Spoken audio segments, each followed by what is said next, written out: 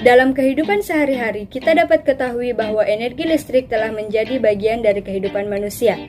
Tanpa adanya energi listrik pada zaman yang canggih ini, maka manusia tidak akan mudah untuk melakukan aktivitas baik dari segi sosial, ekonomi, maupun budaya. Dari segi sosial, jika kita tidak menggunakan energi listrik, maka kita dapat dikatakan tertinggal dalam bidang iptek. Dari segi ekonomi, apabila energi listrik tidak ada, akan berdampak pada pembiayaan untuk melakukan transaksi.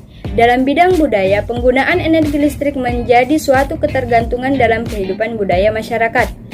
Dalam berbagai rumusan tersebut, dapat disimpulkan bahwa energi listrik tidak dapat dipisahkan dari kehidupan masyarakat dan berdampak kepada berbagai aspek ataupun faktor kehidupan manusia. Dengan itu, solusi pemanfaatan dari energi listrik ini adalah mengembangkan suatu energi alternatif sebagai pengganti dari energi listrik ini. Kami mengambil buah jeruk nipis dikarenakan buah jeruk nipis memiliki kandungan yang banyak dan juga manfaat yang begitu besar. Kandungan yang terdapat dalam buah jeruk nipis ada vitamin C, vitamin B1, asam amino, asam sitrat, glikolisa, belerang dan juga kandungan lainnya. Selain itu, buah jeruk nipis berkhasiat untuk menyembuhkan batuk, terus meredakan dahak, dan juga sebagai bahan kecantikan alami. Tanpa kita duga, buah jeruk nipis ini dapat kita gunakan juga sebagai baterai. Nah, kandungan kimia yang terdapat dalam buah jeruk nipis ini dapat kita gunakan dalam suatu rangkaian sel volta. Dengan itu, hasil laporan kami angkat menjadi suatu presentasi dengan judul menjadikan buah jeruk nipis sebagai energi alternatif. Alat dan bahan yang akan digunakan pada percobaan kali ini berupa 3 buah jeruk nipis, 1 buah pisau, 3 buah paku sebagai katoda, dan 3 buah koin tembaga sebagai anoda, 4 penjepit buaya plus 4 kabel, dan yang terakhir yaitu 1 buah lampu LED. Oke, lanjut. Cara kerja. Tahap pertama, kita akan membuat tempat untuk anoda. Pertama-tama, gunakan pisau untuk membuat celah pada koin. Lakukan hal tersebut pada ketiga buah jeruk yang telah disediakan. Selanjutnya, tempatkan koin setengah ke dalam masing-masing buah yang telah disediakan. Tancapkan paku di sebelah koin sekitar berjarak 2 cm. Lalu, lilitkan kabel dengan erat ke paku atau katoda. Capit penjepit buaya ke koin pada masing-masing buah yang telah ditancapkan paku. Lalu, jepitkan penjepit buaya ke koin yang masih tersisa. Oke, selanjutnya tahap kedua, yaitu tahap pengujian atau eksperimen. Sambungkan kabel dari dalam paku dan koin ke lampu LED yang telah disediakan dengan cara dijepit.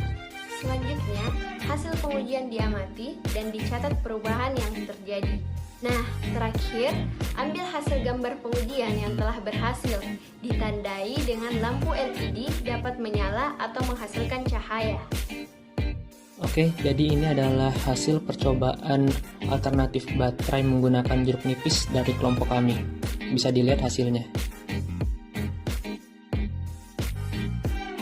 Berdasarkan hasil coba yang didapat bahwa lampu LED menyala ketika dihubungkan dengan penjepit buaya yang telah tersambung oleh rangkaian sel volta dari jeruk nipis. Hal ini menandakan bahwa jeruk nipis menghantarkan arus listrik.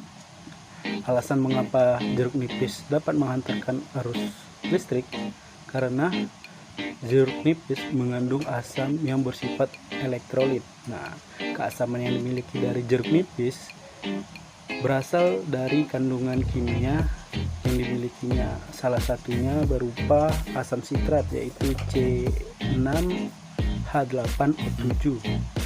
Ketika kandungan kimia tersebut bereaksi, berubah menjadi ion-ion dan akan menuju ke anoda dan katoda. Nah, ion-ion inilah yang akan menjadi sumber listrik tersebut, dan anoda dan katoda tersebut menjadi kutub listrik yang akan mengalirkan listrik tersebut. Nah, berujunglah pada lampu LED yang menyala. Oke, semakin segar buah jeruk nipis tersebut, maka semakin bagus keasaman yang dimiliki dan membuat ion-ion yang dimilikinya semakin banyak, sehingga menghasilkan arus listrik yang semakin besar juga. Saya akan melanjutkan pembahasan yang telah dibahas oleh yang pertama. Kita kan membutuhkan 3 paku sebagai katoda, kemudian 3 koin sebagai anoda, dan 3 jeruk nipis.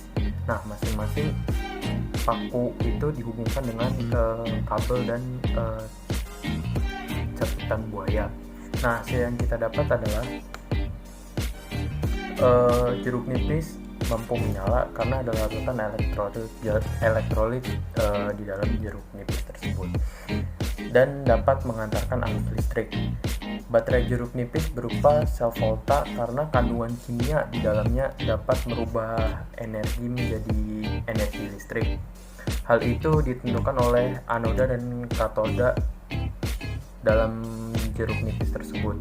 Nah, anoda itu yang berupa tadi uang logamnya dan katoda yang berupa paku, sehingga memenuhi persamaan Zn plus Cu2 Cu2 plus Zn plus Cu2 Zn2 plus Cu.